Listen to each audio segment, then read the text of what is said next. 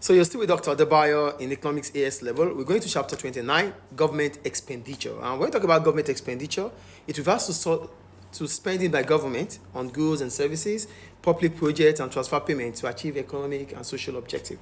So spending by government is called government expenditure.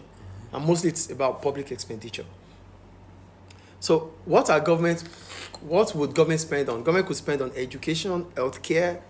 Both of them are merit goods. They could spend on defense, that's a public good. Infrastructure like road, bridges, airports, that's a public good. Welfare benefits. So welfare benefit is we can call it transfer payment because nothing is gained as a result of that transfer, as a result of that exchange. So what is government expenditure? Well, I said government expenditure is a component of aggregate demand, and for aggregate demand, it is C plus I plus G plus X minus M. I think it's clear. G stands for government expenditure. Any question about that? Yes. Any question? So we go to the influences on government expenditure. So what are those factors that influence government expenditure? It's government anyway. So the first one is fiscal policy. And when we talk about fiscal policy, we're simply talking about policy that involves government decision regarding taxation and spending to influence economic or to achieve economic objective. Fiscal policy involves policy that government would use through taxation or spending to achieve macroeconomic objective. Then we have different types of fiscal policy. We have two. We have expansionary fiscal policy and contractionary fiscal policy. So we're going to start with expansionary fiscal policy. For expansionary fiscal policy, it means government wants to increase aggregate demand. So for expansion fiscal policy, government increases spending and reduces taxes. It is used during economic slowdown or recession. During economic decline, people lose confidence. They don't have income. But government wants to encourage them to buy. So government would reduce tax to increase their disposable income, to improve their purchasing power. And that would increase aggregate demand. So whenever government wants to increase aggregate demand, government will use expansionary fiscal policy, especially during recession. Does it make sense? Yes. Higher economic growth and employment. These are reasons why expansionary fiscal policy is ideal. It increases consumption, it increases employment because more people have money to spend due to tax relief. That means firms will be able to make more profit and they can expand their operation. That brings about increasing aggregate demand. Then we have contractionary fiscal policy. Here, government wants to reduce aggregate demand. And one of the reasons why government might want to do that is because of inflation. So if there's inflation might be caused by increasing consumer spending. Demand is more than supply. Do you understand? So that brings about demand pull inflation. So if government wants to reduce demand pull inflation, government might use fiscal policy through taxation.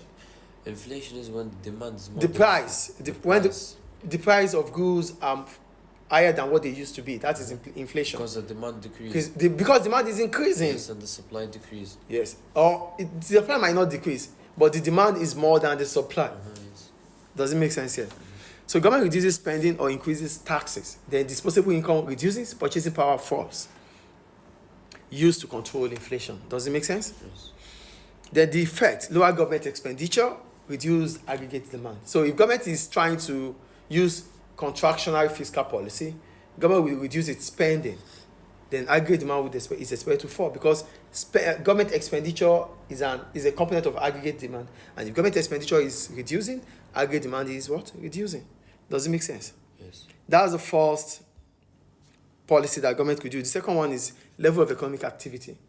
Government spending often changes according to the state of the economy. So the state of the economy can also determine why government will come up with policy. So during economic growth, there's employment, there's increasing demand, aggregate demand is increasing. Government at that time might increase taxes to gain more tax revenue. Less spending on unemployment benefit. Government would not spend on unemployment benefit because most of the people are employed. Government's expenditure may decrease or grow more slowly. Government would spend less because people have jobs, so unemployment benefit would reduce. People income has increased, subsidy might as well also fall. So whatever government spends on before now they don't have to spend on them anymore. During recession, it's about government making decision, government spending. So government would influence its spending based on the economic situation. If the economy is growing, government spend less. But if the economy is in decline, government will spend more to meet up with increasing demand, to meet up with the welfare of the people. So during recession, government have to reduce tax because people don't have income. So the government reduce taxes, more spending on welfare benefits and unemployment support. When there's economic decline, job will be lost. People will lose their jobs. So government have to spend to people to ensure that people are able to to meet up with the basic needs. Government expenditure would increase, aggregate demand would rise. Does it make sense? Yes. So the key point here is that government spending often rises during economic downturn and falls during periods of strong economic growth. So government usually spend more during recession. It spends less when the economy is booming. Does it make sense?